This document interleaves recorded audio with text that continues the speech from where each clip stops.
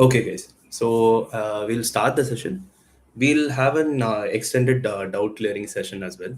So don't worry about it. So if you want, you can put in your doubts in the comment box.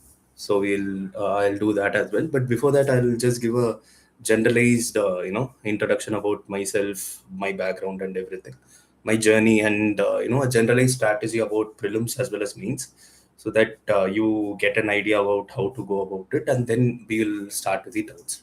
Okay. And I'll take up each and every doubts that are put out here, so don't worry about that as well. Okay. So to begin with, primarily, I'll just say a brief background about myself. So, I am an MBBS graduate. I graduated from Government Kannur Medical College in Tamil Nadu. So, I graduated in 2022, and since then, I've been preparing for the civil service examination. So, from 2022 onwards, I prepared for 1 year, and then I gave my first attempt in 2023. Then, post giving my first attempt in 2023, I couldn't clear prelims. So after that, I started preparing for my next attempt, but I shifted from Chennai to Delhi, and I started preparing from Delhi. So I stayed in a place called Jamia RCA, Residential Coaching Academy. So I stayed there, and I was, preparing for my next attempt of 24. So unfortunately, I couldn't clear my second prelims as well in 2024. So that happened, and then what happened was, post that, what I did was I started preparing a lot for my mains, because I knew that prelims is my weakness, and I wanted to clear the exam at a stretch once I clear the first stage immediately. So I started preparing very well for my mains post my 24 prelims failure.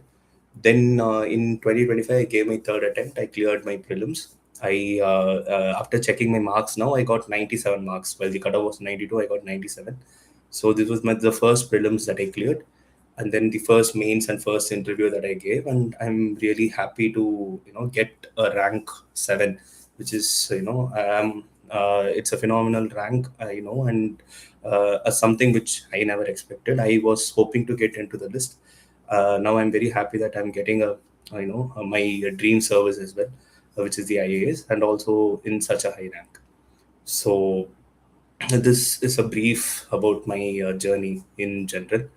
um, Post that, talking about prelims strategy, main strategy, and interview strategy, we'll go in phases like that. Okay. So I'll take up the doubts at the end. Okay. So just stay tuned for the doubt session. I'll complete my brief strategy, and then you can ask your doubts. Fine. Okay. uh, Coming to the prelims strategy. So I'm someone who had not cleared my first two prelims, and I, was obviously a bit, worried about the fact that I'm not able to clear prelims. And I was someone who was very much anxious to clear this first stage itself, so that I can, get into the mains thing, because prelims, as we know, prelims is not the actual game. The actual game is mains, and we have to be clearing it. So that is the major thing, and that is the one that is, actually going to give us the rank as well. So prelims is just an entry ticket that we are getting to actually play the actual game, which is mains. So to tackle this first stage, what one should understand is that all three stages are different: the prelims aspect, the mains aspect, and the prelims aspect, the mains aspect, and as well as your interview aspect. All three are very different things. So in that aspect, prelims is something which is very different, because it tests your calmness and your presence of mind in the exam hall, in those 2 hours that they are giving you. So the first thing that prelims requires is that you have to be a calm person and a confident person. And in those 2 hours, you should not lose your confidence, and you should be doing the utmost that you can to get a very good score in those 2 hours that they are giving you. So for getting this characteristics, this traits of calmness, of confidence, what should you be doing? So for that, there are two major things. One is your knowledge part. So once your knowledge part is extremely strong, you will be getting that confidence. And the second is your execution part, how well you're performing on that day. Because I've seen people who have given multiple interviews, and suddenly when they go for another attempt, another prelims, they fail in prelims itself. Even selected candidates who give another attempt to improve their rank, they sometimes fail prelims. So just the knowledge part is not important, but the execution part of how you are, like executing it on the exam hall on that day, that also becomes very important. So we'll discuss in detail about these two parts, because I've made a lot of mistakes in both these parts for prelims, which is why I couldn't clear my first two prelims. But then I corrected both of these parts in my third attempt, and then I could clear prelims easily in this attempt. So the first is your knowledge part. So regarding knowledge, what you should be doing is first the books and the sources that we are following. So for prelims, what the thing is that many will have a lot of doubts on what sources they should follow, what books they should be taking, and all these things. The thing is, take at least 2 3 days for yourself, and after taking advice from a lot of seniors, just make a list of books that you will be following and stick to that list. Because in my opinion, most of the sources that are available in the market, all of them are very good, but the thing is they are mostly duplicates of each other. So when you're going for multiple sources, what happens is that you're reading the same content again and again from different books, which is not a good thing to do. So rather than that, what you should be doing is have a stable source, have a fixed book list, and just keep sticking to that and keep revising that itself. So that would be what I would say for the sources of your prelims, basically. So coming to my sources, what sources I followed just the basic sources that everyone else follows. For example, for polity, I used the Lakshmikant, and I also used the Bare Act, which is the actual constitution's Bare Act that I used to flip through it while revising the Lakshmikant, because Lakshmikant is nothing but notes of the actual constitution, which is the Bare Act. So I had both the Bare Act and the constitution polity book by Lakshmikant together, and I used that for polity. Then for geography, the one non-negotiable book that everyone must be reading is the 11th NCRTs for geography. So that should be the one major thing that everyone should be doing. And post that, you can also add on to it your 12th NCRTs as well. So the 11th NCRTs and the 12th NCRTs for your geography. Then coming to history, for economy, we'll complete economy first. For economy, whatever class notes you're doing, that itself is enough. Let's say you're doing a class from Sarthi IAS and you're taking Shivan sir's notes, then that would be enough for you.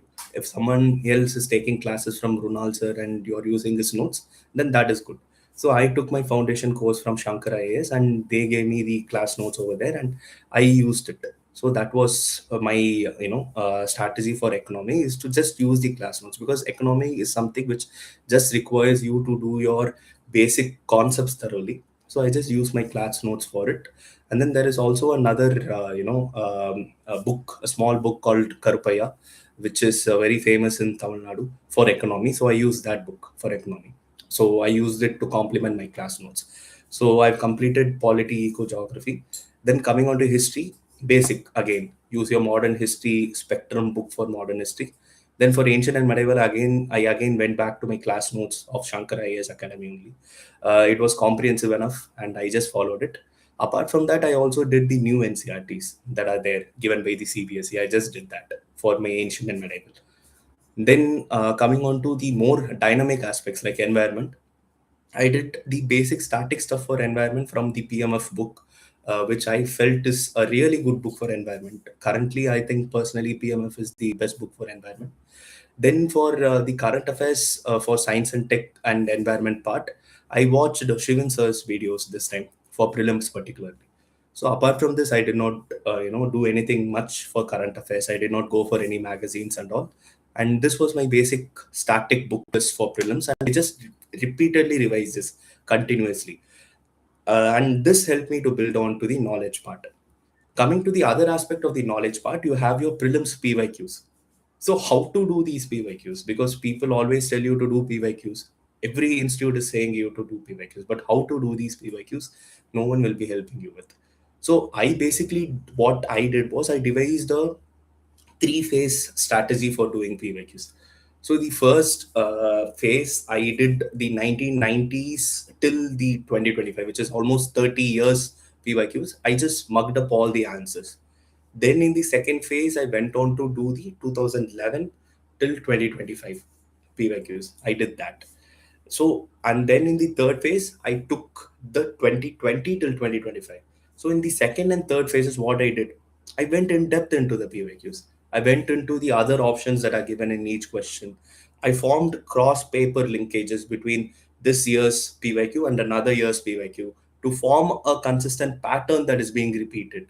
So, this is a pattern that is being repeated, hence, this is a theme that is being asked frequently. For example, administration is a theme that is being asked. Administration of Mauryans, administration of Guptas, administration of the Sultanate. This is something which is repeatedly being asked. So this, and for example, the river system of India. This is again a theme that is repeatedly being asked. So these are the stuff that I particularly did for the PYQ part. So to improve my knowledge, first I revised my static repeatedly. Then I analyzed my PYQs in three iterations. So these two is the major things that you do for your knowledge part.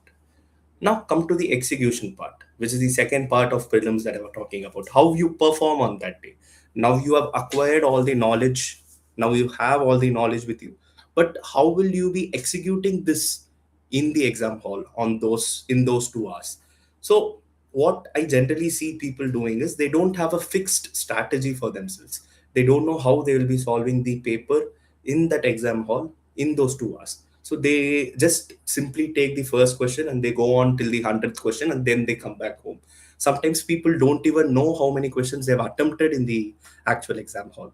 So to prevent all these from happening, what you should be doing is, so to prevent all these from happening, what you should be doing is that have a fixed strategy for yourself. For example, I had a fixed strategy for myself. The strategy was that I'll be solving the paper in a 3 round series. So in the first round, what I did was I just solved the questions that I'm absolutely thorough about, right?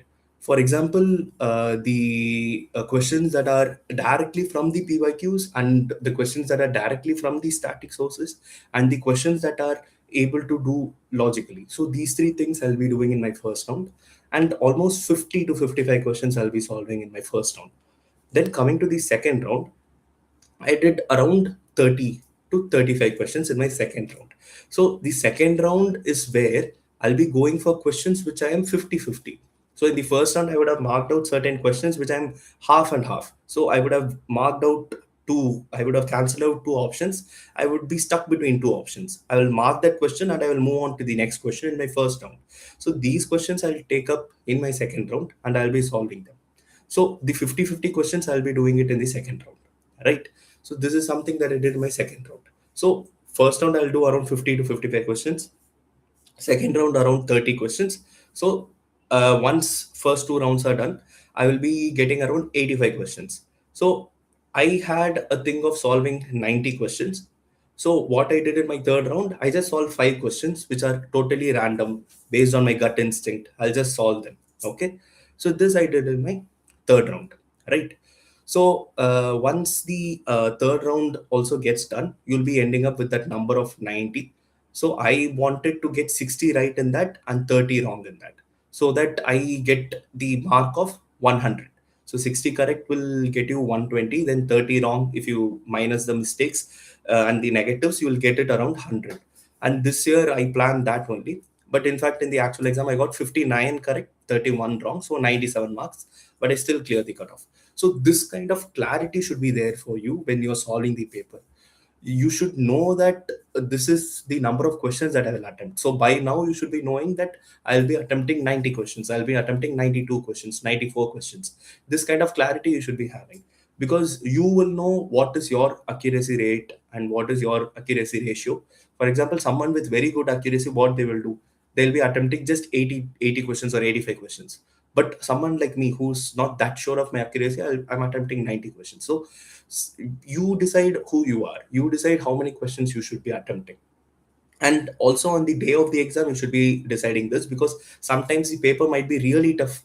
If the paper is really tough, then you should not be attempting 90 questions, but somewhat lesser number you should be attempting. But if the, let's say the paper is very easy, then you should not stop at 90, you should be attempting more. So that is the thing. So you decide upon how many, like questions you should be attempting, the number as well, and have a fixed strategy for yourself. I had a 3 round strategy. You similarly have a strategy for yourself where you know how to solve how many questions in each round. Okay, so this is the execution part. So for the knowledge part, I told you about my sources, my static books, focus on static more than current affairs. So I did not do much of magazines. In fact, I did not do any magazines this year because I knew that even with static you can clear this exam irrespective of how your current affairs knowledge is. You can solve the paper, crack the exam with just your prelims knowledge, with just your static knowledge.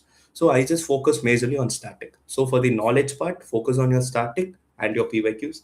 Then for the execution part, have a fixed strategy for yourself. Have a particular number of questions that you'll be attempting. Okay. So these two things should be there. Okay. So this is for prelims. And if this two is correct, you will be easily clearing this exam. And any other doubts regarding prelims, I'll be taking it at the end. Okay. Now coming to the mains. So basically, for mains, my major strong point was mains only because I did a lot of answer writing practice. Post my first prelims as well as my second prelims, I did a lot of answer writing practice. What one thing that I did differently than others, which might have worked for me, is that post my 2024 prelims failure, I did not start again to study prelims. I focus a lot on mains because I knew that even though prelims is my weak point, if without mains knowledge and without mains practice, I will not be clearing this exam because mains is the one that actually gets us the rank. So I did extensive answer writing practice post my 2024 prelims failure. In fact, I wrote my 2024 mains not in the exam hall because I didn't qualify prelims, but I took the paper and I wrote a mock test in my home itself with the actual 2024 mains paper. So I was mains ready in 2024 itself. Then post that I wrote two test series of forum, MGP 2025 as well as MGP 2024. So I wrote two MGP test series between that those months of 2024 mains and till 2024 December. I did a lot of work in that period. This is what helped me to easily get through mains as well in my first mains itself. So that was the major thing. So have extensive answer writing practice. Apart from this, to talk about the particular sources that I used for GS 1, 2, 3, 4, the major thing that I did differently for GS 1, 2, 3 was that I did not make any notes for myself. I always had the strategy that toppers, previous year toppers, are having their own notes on Telegram. So why should I make my own notes? So I took their notes and then I studied from that. I took Wasim Bhatt sir's notes. He got AAR 7 in 2022. So I took his notes and then I studied it. Coincidentally, I also got the same rank, seventh rank this year as well. So that was a very good surprise for me as well because I read from another person, topper, who got the seventh rank in 2022. I read his notes. So his notes was my base for my GS preparation for GS1, GS2, GS3. To this, I added a lot of value addition. From where? So I took a lot of value addition from IAS Hub, MK Yadav sir's QEP. So I took some value addition from that. Then Shivan sir's Write Smart classes, I took some value additions from there. Then I wrote forum MGP tests. So I took value addition from their model answers. So from these three places, I took value additions and then I added them to my base notes of Wasim Bhatt sir's topper notes. So this was my major preparation for GS1, GS2, and GS3. Any other particular subject, if you have any doubts, you can put it in the comment box. I'll be answering it later on. Okay, so this you can do. Then coming to ethics. Ethics is something which was very special for me from the very get go. When I started my preparation, I always knew that ethics was something very special, and I always had a good aptitude for ethics. And I worked a lot on ethics in all my 3 years. So when I did a lot of work in these 3 years for ethics, that helped me to get the highest marks in ethics this year. I got 138 marks in ethics, which is the highest this year. So I read personally for ethics, I put in a lot of effort. In ethics, I made a separate notes for myself. For other GS papers, I did not make any notes, but for ethics, I separately made notes. So how did I make notes for ethics? So I took all the PYQs that has been ever asked in ethics from the first ethics paper till 2024. I took all the ethics papers, all the PYQs. and I individually made online notes on each one of them. And I took the help of AI, and I took the help of forum read book, and I also used the internet to find out new examples, unique quotes, and I made notes PYQ based. So that helped me to make notes in a question answer format, and that also helped me to put out the answer in the actual exam hall for the ethics paper. So this is the major thing that I did for ethics. Apart from this, what did I do? I had a fixed template for myself for ethics to, write in the exam hall. So what was this? What was this template? So I had a template where I knew that I will be bringing in a mythological perspective, which is Ramayana, Mahabharata.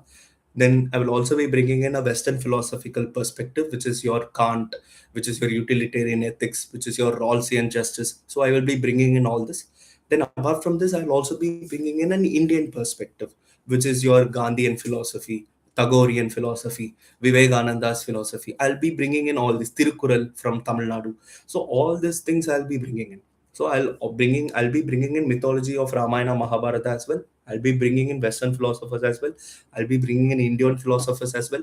I will also be bringing in our Indian culture, which is your four ashramas, the four ashrama, varnashram, those things, as well as your the other Upanishads like Vasudeva Kudumbagam, all these quotes. I used to bring in all these varieties of things into each and every answer.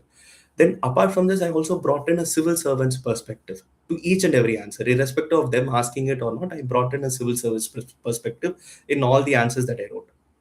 So this was another thing that also helped me to get the highest marks this year in ethics, 138 marks. So any doubts in ethics also, if you have, you can just ask it, and then I'll be answering at the later end of the session, right? So this is my general preparation with regards to the ethics paper and GS 123. Now coming to essay. So essay I got 110 marks. For essay, what I particularly did was I just took the PYQs and I classified the PYQs into common themes. For example, if courage and determination is one theme, I clubbed all the PYQ topics that have been asked under this theme into this particular theme, and I made notes on it. So this is something that I followed for essay. And that I one thing that I would advise you guys is to focus equally on the first essay as well as the second essay. Since I couldn't focus much on the second essay because of time constraints, I think that is why I had gotten 110. I could have maybe gotten 120 or 130 also, which will be a very good score in essay. So focus equally on the first essay as well as the second essay. So this is what I will say. Coming to optional, since I'm a doctor, I'm a medical doctor. I am someone who comes from the medical background, but I was not much drawn towards the medical science option. So the best option for me was to take anthropology, and that is what I took as well. And in anthropology I got decent marks. I got 266, but I still there I could have aimed for even more of 280 or 290. So the single most thing that helped me in anthropology was physical anthropology, which because of my strength in physical anthropology, it helped me a lot to get to this score of 266. Because I couldn't do much answer writing practice because of time constraints. I was mostly focusing on GS. So in this, I hardly wrote much tests for anthropology, but still I could end up with a good score because of my strength in physical anthropology. So for anthropology optional, I would ask you guys to focus on basically the physical anthropology part and the static part of it rather than the socio-cultural part. So I will tell you the topics that you should be focusing on. For example, in paper one, focus on primates, then focus on your fossils, then focus on archaeology, then go to your genetics, then take paper 2 and complete archaeology and fossils from there. So if you're thorough with this aspect, because this aspect is the static part of anthropology or the physical part of anthropology, as I would like to call, and this never changes. For example, again this year they asked about Dramapithecus debate. So it is something which is never going to change. So the fossils are never going to change. The archaeology is never going to change. Your primatology is never going to change. Your genetics is not going to change. So be thorough with this aspect. Keep practicing on this aspect. Keep drawing diagrams on this aspect. You should be thorough with all the primatology skull diagrams, and you should also be thorough with all the fossil diagrams as well. So if you're thorough with this, you will be getting very good score in anthropology. Give the next importance to sociocultural anthropology, because see, sociocultural anthropology is something which is very dynamic. because nowadays they are going beyond the scope of the syllabus. They're asking thinkers who are not even given in the syllabus. For example, once they asked about Arjun Appadurai and globalization, which is not given in the syllabus. So they're going beyond the syllabus. So try to restrict yourself for socio-cultural anthropology and focus more on the physical anthropology. So this is something that I would give an advice to you guys. Again, what sources did I follow for anthropology? I just followed the basic topper notes. So for physical anthropology, I followed Narayan Amit sir's notes. Then for paper two, which is your Indian anthropology and your tribal anthropology, I followed Mandar Patki sir's notes. So Narayan Amit sir's notes and Mandar Patki sir's notes, they both are very extremely well done, and I just followed them. Then for the overall answer writing format, I followed Lagima Tiwari ma'am's notes. So I followed these three topper notes. Then I used Akshat Jain sir's notes to Akshat Jain sir's book Demystified Anthropology to get a basic idea about the entire syllabus. So these were the four sources that I used for anthropology, and this is how my anthropology preparation went. So this is all about mains. So mains is all about answer writing. Write as many answers as you can, and if possible, I'll take a separate session on mains as well, because now I know that most of you will be focusing on prelims. So separately, we can also have a separate session for mains as well. Okay, and particularly for ethics, because I've gotten the highest this year. Now coming to your interview. So personality stage, you might think that it is something which is, something that you should not focus right now. You should be focusing on prelims and mains, but it's not like that.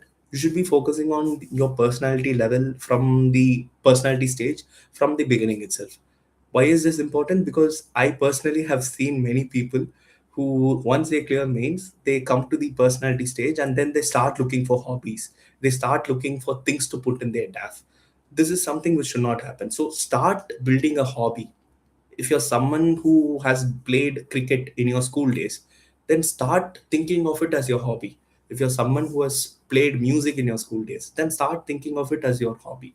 So I personally was a keyboard player and a musician, Carnatic musician during my school days.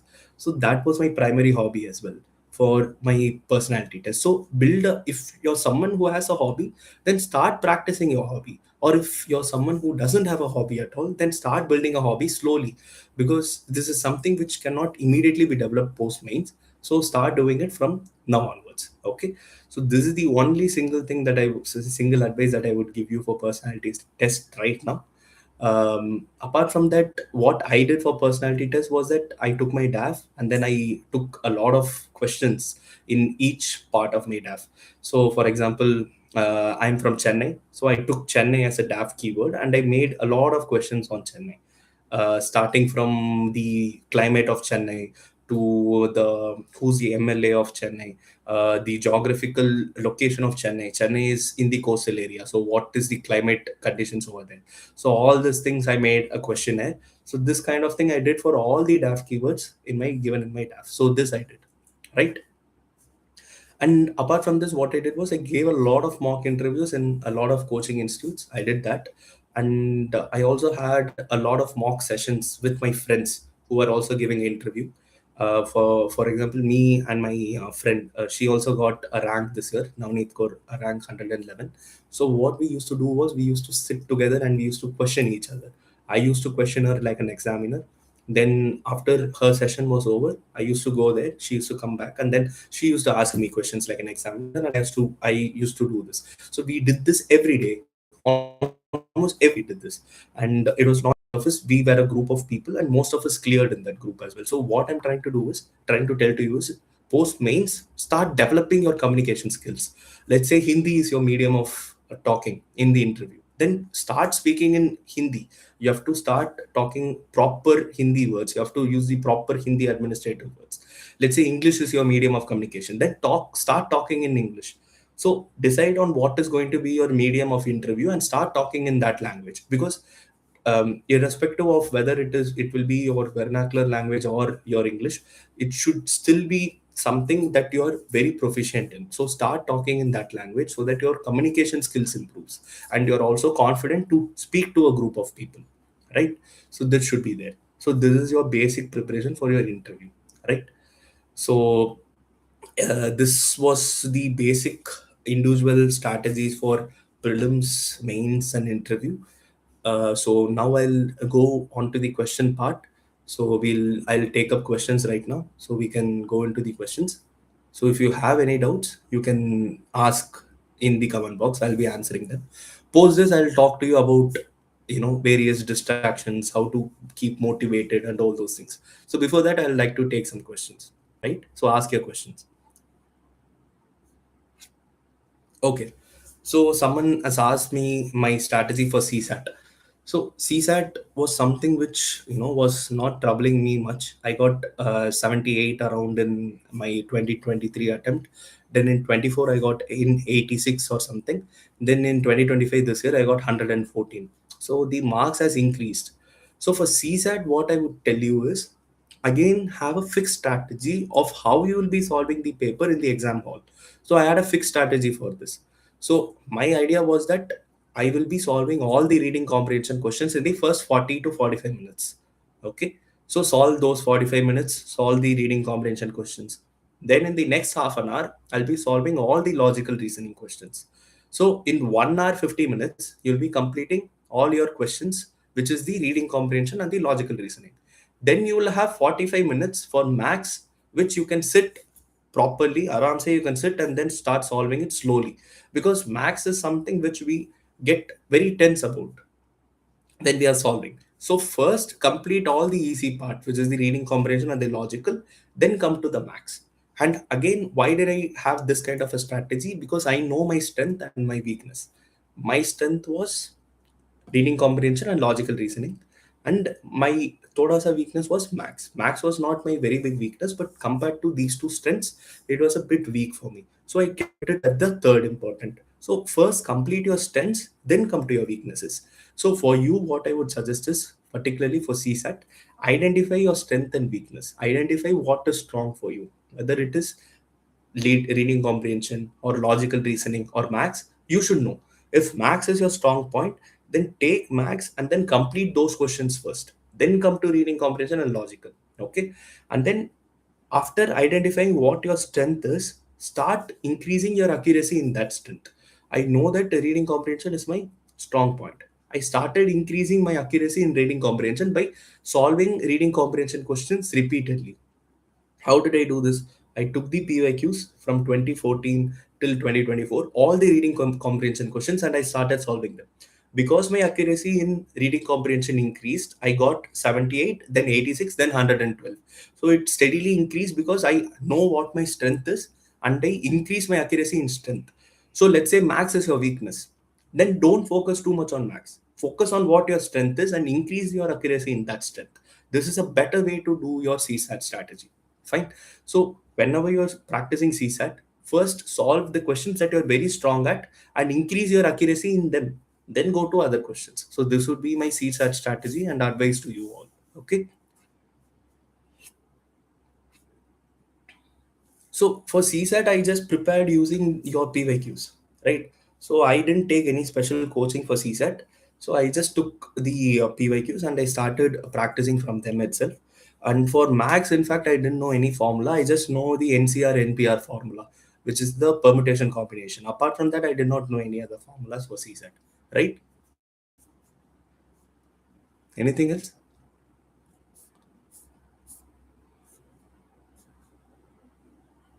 You can start putting your doubts.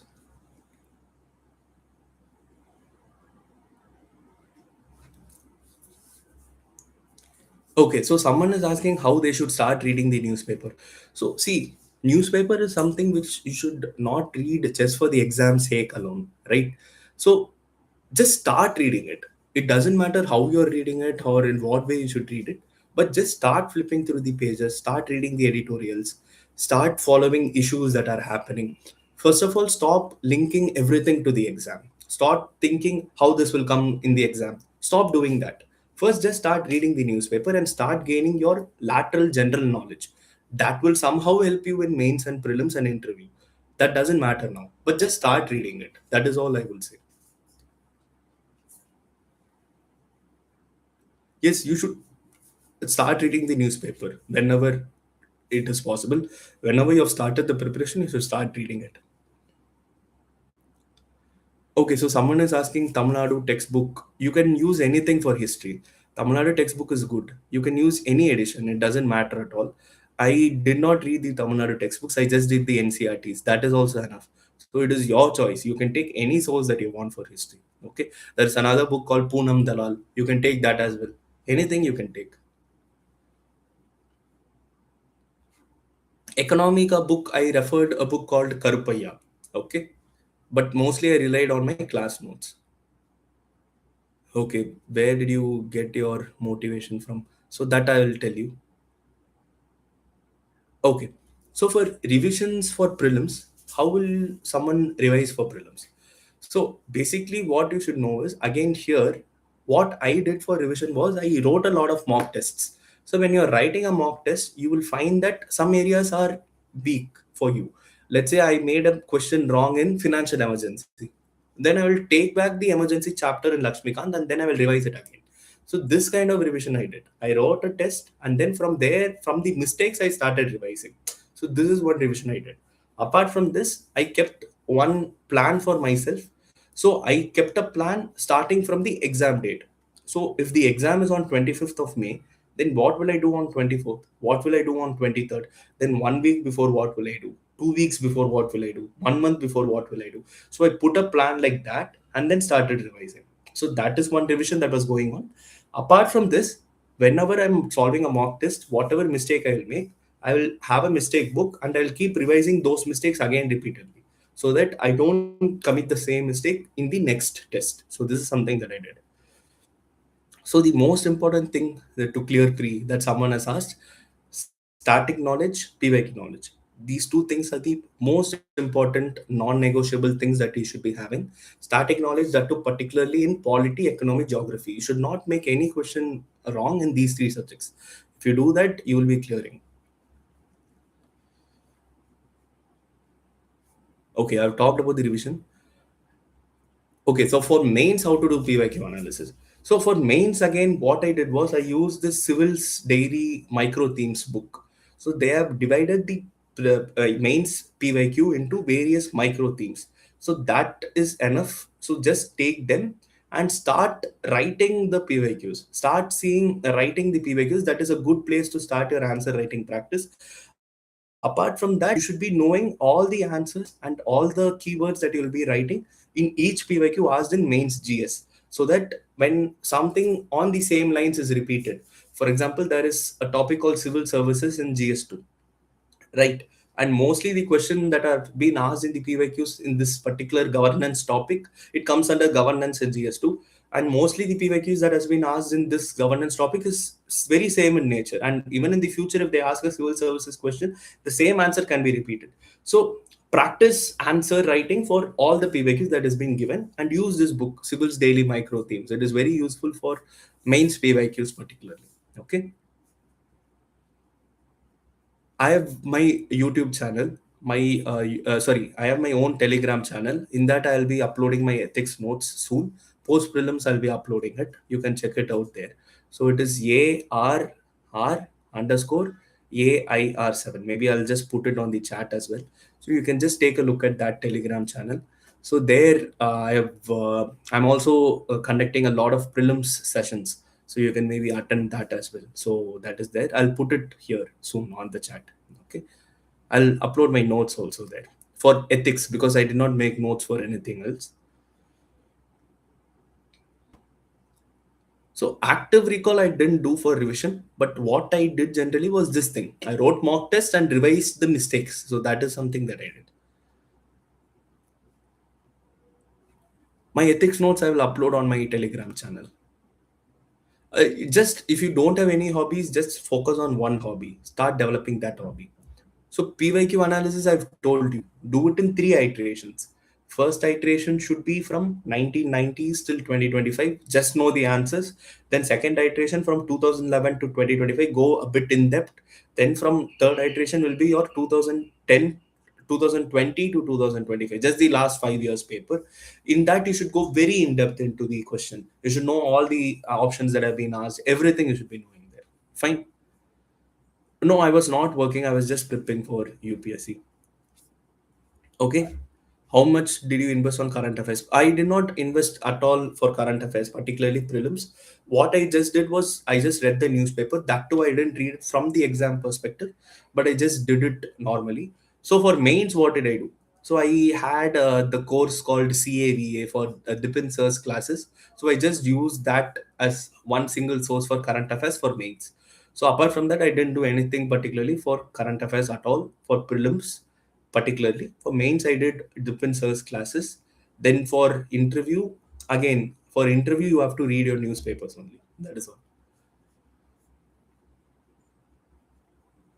No, no, they don't reject candidates based on father name mismatch and all. So for mains, I did not. I told you right. Like I had multiple sources. So the major source was Wasim Bhatt's topper notes. I did not make any notes myself, but I used his topper notes. He got seventh rank in 2022. I used his notes. To that, I added some stuff from QEP of IAS sub MK Yadav sir's classes. Then something from Shivan sir's classes, and then some stuff from the forum MGP's model answers. So I added stuff from all these places to that basic notes. So this was my major, uh, mains notes. Apart from this, I did not make my own notes anywhere. Right? Any other questions? Okay. So someone is asking what is the difference between level of preparation in GS papers and optional subject. So see, GS papers and optional subject, in my opinion, you should be giving equal importance to both of them, right? You cannot be focusing too much on GS. This mistake I made. I focus a lot on GS alone without focusing much on the optional papers, and this reduced my marks in optional to 266. Otherwise, even AAR one could have been achievable if I had gotten around 280 or 290 in optional. Even AR1 would have been possible. So focus both equally on both the subjects, and you need not have a graduation level of knowledge in your optional. Just do your PYQs very well, have good answer writing practice, and have your PYQs thorough. So these three things is enough. Take your PYQs. You should know the answer to all the PYQs of your optional. You should be writing very good answers in your optional. And for example, you should know the technicalities of your optional. For example, in my optional of anthropology, drawing diagrams is very much of importance. So that should be done majorly. So I was doing that. Okay. So like that, each option will have its own unique point. So that unique point you should be knowing. So if you do all these three, you will be guaranteed getting 280 or 290 marks in optional. So focus equally on both of them. So strategy for current affairs: do not go behind magazines. Just read your newspapers aram se. Then maybe just before prelims, you can take up any compilation for just science and tech and environment. Then for mains, again, I went for one current affairs class from Dipin sir. So that I did. So I majorly just followed, again, follow one source. Don't go behind multiple sources. But newspaper reading is again very important. But don't ask me then how I will be using this in this, like how I should be making notes from the newspaper. That should not be the thing. You should read the newspaper without making notes from it, just to gain knowledge. So this should be your current affairs strategy, right? Okay, spectrum is not compulsory. You can go for whatever source you want. Okay, so how to improve on the 50-50 questions in prelims? So for this, what you should be doing is, um, you should again start going back to your static part, static and PYQ part. If your static is very well strong, the number of 50-50 questions will first reduce, because you know that the answer is C, or you know that the answer is A. Because of your static not being thorough only, this 50-50 thing keeps happening. So again, go back to your basics. Go strengthen your three major subjects. What are they? Polity, economy, geography. Keep strengthening these three. If you keep strengthening these three, the number of 50-50 questions will come down. Right? Yes, you cannot revise newspaper. Who's asking you to revise newspaper? I'm not asking you to revise newspaper. Just read the newspaper.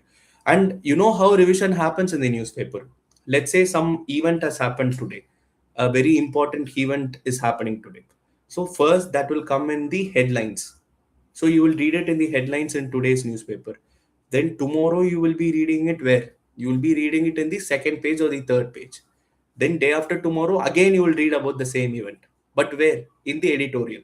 Then 3 4 days later, where will you read it? You will read it either in your explained page for Indian Express or the text and context page in the Hindu. So the same thing, you're reading it repeatedly for 4 5 days from the newspaper directly in a week. So it will be invariably ingrained in your brain. So that itself is revision for you, right?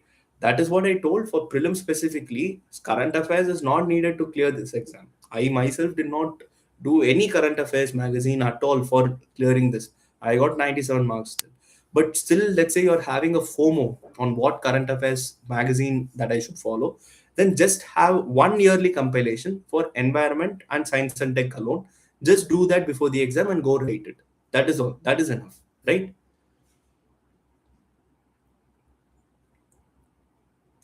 Okay. So for mapping questions, what should I do? For mapping, because this is a very good question, because mapping is a very, very important thing that is now increasing in number every year. So what you should do is first you have to be thorough with your physical mapping, in the sense that you should know all the things that are given in the NCRT. For example, take the Indian geography textbook of 11th NCRT, and then there you will find some rivers names that are given in the drainage topic. So in that drainage chapter, what all rivers name is given, you should know the drainage of it, the path of it, the tributaries of it, and everything. So this thing should be there. So you should know all the mountains that are given over there. So this is the thing that you should be doing. And for this, YouTube is providing a lot of videos. A lot of institutes are giving a lot of videos. One impressive video is the Study IQ's video for reverse. So that can be seen. So this is the thing. And another strategy that I personally did for mapping was I bought the blank map, blank Indian outline, political outline map. I bought it. And on that, I drew the rivers, I drew the mountains, and I studied from the mapping. So I practiced on the map and I studied. So this helped me to practice my mapping more. So now what they're doing is they're moving on from Indian mapping to international physical mapping. They're asking equator is passing through which lake, Andes mountain is passing through which countries. So you have to do this for the world map also. So buy the world map, buy the Indian blank map, and start practicing them, because this is the same thing which we did when we did it in our school days. The same thing you should be doing it again, and this will help you in getting good marks in mapping. I'm 27 years old. Any question? Any other questions? I'll Let me take some old questions as well. CSAT, I told you guys. Okay. Prelims, I told you the PYQs. Okay. So how to opt optional?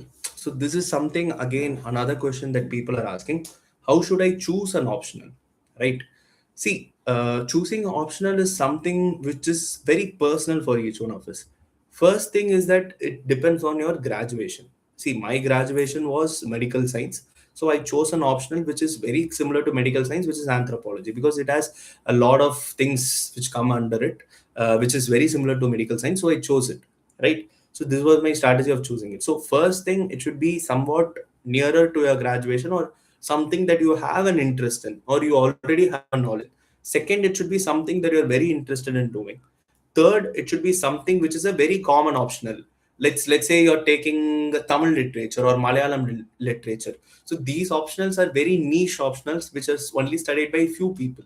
So rather, it is better to go with optionals that where you can find a lot of people doing it, because there only you will find a lot of test series, a lot of teachers teaching it. For example, like sociology, anthropology. So it is always better to go with an optional like that. Then the fourth thing is that you should be going with an optional which has a good coaching and a good test series. So these four things you should be doing. Know your graduation, know your interest, see whether a lot of people are doing that optional, see whether teachers and test series are there for the optional, and then choose it. Okay.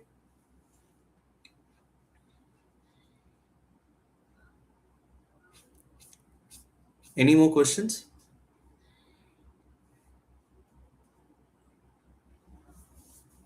Any other question? I'll put my channel. You can refer that as well.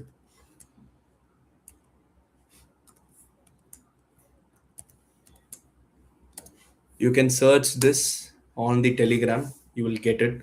ARR, which is basically my name, AR Raja underscore AAR7. ARR underscore AAR7.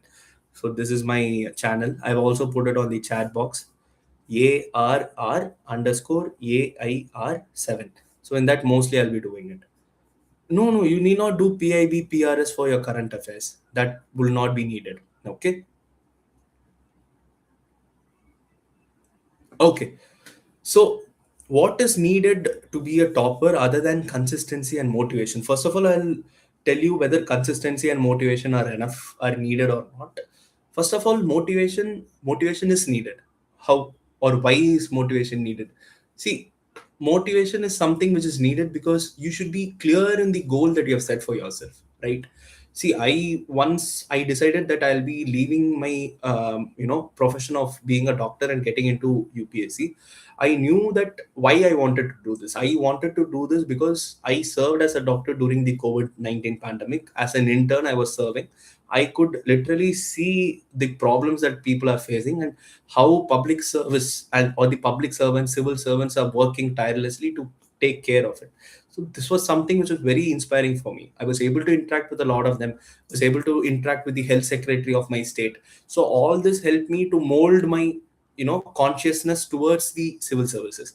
So this goal that I had set for myself was very clear within me. So this helped me to keep myself motivated. So motivation is very important, but how will you motivate yourself? Not by watching random topper talks or watching YouTube videos or watching Labasana videos. No, these don't help you to keep motivated. You can motivate yourself by telling yourself the goal that you set for yourself and why you wanted to do this. The why is very important. The why part is very important for you. So be clear about the why part. Why am I getting into civil services? Because this is a question that sometimes other people will ask you, or else the interview panelists will also be asking you. So first you be clear of why you want to get into civil services. When you're clear with this, you will automatically be motivated. So keep the motivation high. Coming to consistency, obviously it is important to be consistent, but I was not someone who studied 8 hours, 10 hours per day, 12 hours per day. No, what I did was I kept a target for myself on a weekly basis. So let's say this week's target is to complete fundamental rights, DPSP, fundamental duties, preamble, basic structure. So these 5 topics in polity I will complete in this week. So this is my target. So I will complete that target by that week. I did not study 10 hours per day, but some days I'll study 12 hours. Some days I'll just study for 1 hour or 2 hours or maybe 3 hours. It varied, but then I made sure that I completed the targets. So set weekly targets for yourself. That weekly targets should merge themselves into what? Monthly targets. Monthly targets should merge themselves into yearly target for your entire attempt. So this entire targets that you have set for yourself should be met with consistency. That consistency should be there. So apart from motivation and consistency, what does a topper do differently? They do nothing. There is nothing else that a topper does differently from an aspirant.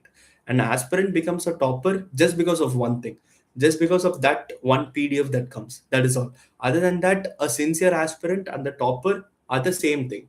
They both are consistent in their efforts and they both are motivated and they both study in the right direction. So, these three things is necessary. And if you are putting in these three things, even if it takes 2 or 3 attempts or even 4 attempts, you will be there in the list. There is no much difference between someone who is not there in the list and who is very sincere and someone who is there in the list. Okay. No, I'm not married. Sir, instead of reading newspaper, can I just read the monthly magazine? No, that I will never say. Even if you're reading monthly magazine, still you should go for the newspaper. Don't read it as a burden. Read it aram say, read it in a fun way. Don't read it as if it is a burden for you. Okay. So read everything in the newspaper. Don't just read the things that are needed for the exam. Read the political news, read the entertainment news, read the sports news. IPL is going on now, look at what all is happening in IPL as well. Everything should be known to you, right? Current affairs preparation, as I told, read the newspapers thoroughly for all the three stages. For prelims specifically, if you want a compilation, maybe do an year-end compilation. Maybe Vision or someone else, you can do it. But I did not do it. Maybe you can do it. Again, for mains, I followed Dipin Sir's classes. Maybe you can follow again, the mains 365 maybe. But just one source, that is enough. Then for interview, obviously, you should be reading at least two newspapers. Economic survey and budget. So for economic survey and budget, I had a very good thing. I did not follow any coaching institutes notes or anything, or institute classes. I just opened our honorable finance minister ma'am's speech on YouTube. I opened it and I let her I played the video in 2x. Then I also opened the budget on my other tab.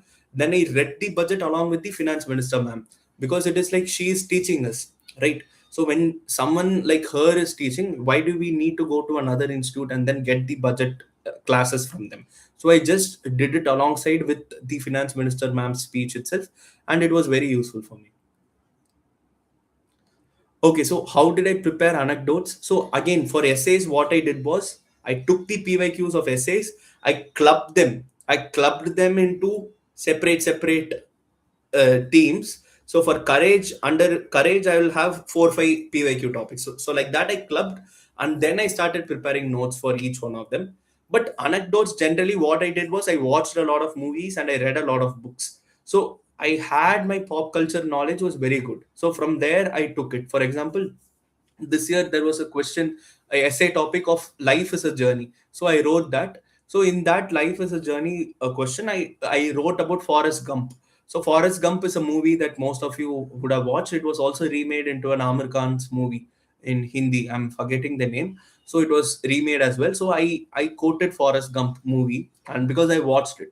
So I also quoted Life of Pi. So these anecdotes I quoted in my essay.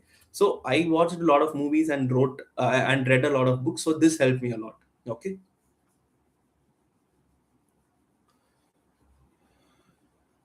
For prelims, the question bank, I took the forums prelims workbook, the prelims workbook of forum. That was a good source.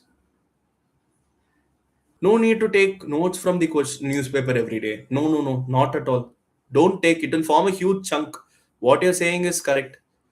uh, it will form a huge chunk. You cannot make newspaper notes every day. Just read it. Just reading it is enough. The life particularly has not changed here. See, the thing is, I am someone who is very the same as how I was before as well. Like I'm staying in the same house that I was staying before as well. Personally, for me, it has not changed a lot. Maybe once I get into Labasana and all, it will change much more. But I'm still the same person that I am. I'm still the same aspirant that I was. If my name was not in the PDF, I would have again studied for prelims with you guys. So it doesn't make much difference. That's what I'm saying. Just the PDF is the only thing that is different from me and a very sincere aspirant. It's just the thing. So anytime a sincere aspirant is there, he will be coming to this side once his name gets onto the PDF. So just wait for that moment. It will happen. Okay.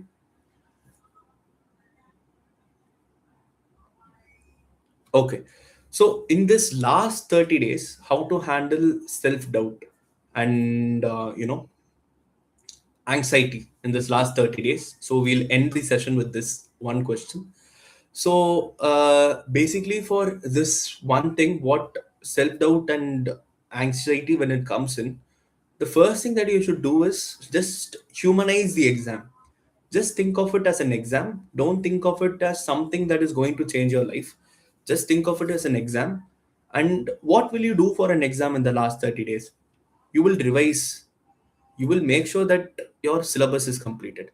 So just focus on these two things. Just focus on these two things and keep doing this in the last 30 days. If your syllabus is not yet done, complete your syllabus as soon as possible. And then if your PYQs and if your revision is not yet done, start doing your PYQs and start revising as soon as possible. So this is the only thing that you can do now in the last 30 days. So don't think about what will happen if I fail the exam, what will happen if I clear this exam. No, don't think about all this. As I said, even toppers will fail the next year's prelims if they write it again. Let's say I write this year's prelims. there are high chances that I might fail. So it doesn't depend on how knowledgeable you are. No, it depends on how cool and composed and confident you are in the exam hall. And to become cool, composed, confident inside the exam hall, revision is important of your static subject. So keep revising your static subject, keep doing your PYQs in this last 30 days. Stop. If you keep doing this consistently, your anxiety will reduce. Trust me. Okay.